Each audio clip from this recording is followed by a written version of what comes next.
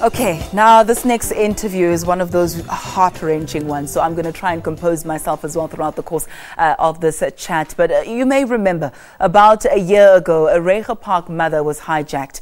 As the thugs drove off, she tried to get her 4-year-old son out of the back seat, only for him to get caught in the seatbelt. He was dragged to his death by the fleeing thugs. And what happened to little Taegrin Morris captured the hearts of the entire country. And for the family, there's still no closure, actually, as no arrests have yet been made.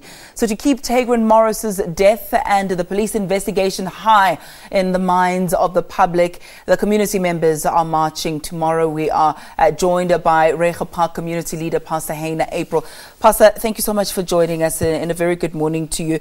Good morning to you too. I cannot begin to imagine the trauma, the heartache, the pain and the anguish that the family are feeling at the moment and have been going through throughout the past year. How are they doing? Thank you for having us this morning, Ayanda. I think the family is God-fearing people, and they are really, it's because of their faith that they are hanging in there. And Chantal particularly is very strong because she is her faith in the Lord has really been keeping her. They are doing fine. The march, briefly talk us through the logistics and you know, the origins of the idea and the objectives, what you hope to achieve by this particular march. The intent of the march that we're having tomorrow is to, number one, to keep the memory of Taegrin Morris and the other 2 boys that were also killed during this time of the year last year alive. Crime has been harsh in our areas, and we as communities have decided to take a stance and to say, look, your child is my child. We've adopted a theme for this year to say, this year we're going to focus on looking out for each other's children. We don't have that culture in our communities anymore where someone is concerned about someone else's child. You'll find a child standing on the roadwalk. You won't ask, where are you from? Who's your parents? Have you eaten? The safety of our children has become paramount important for us. And this year we have themed this annual memorial march that we are going to have. Your child is my child, in memory of Taegrin Morris, of Luke Tibbets, and of Cuban van Wyk.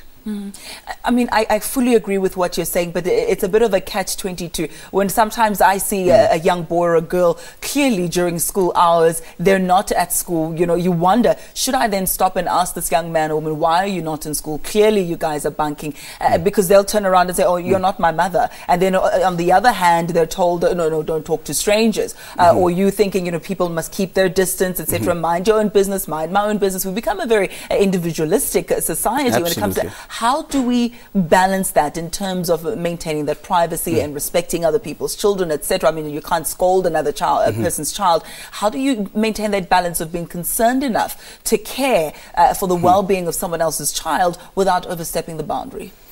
I think in the era that we grew up, Ayanda, is where you knew that when an adult speaks to you, it is with great concern, and the adult will speak to you for your best interest. These days, things have changed tremendously, where you don't know who you can trust anymore.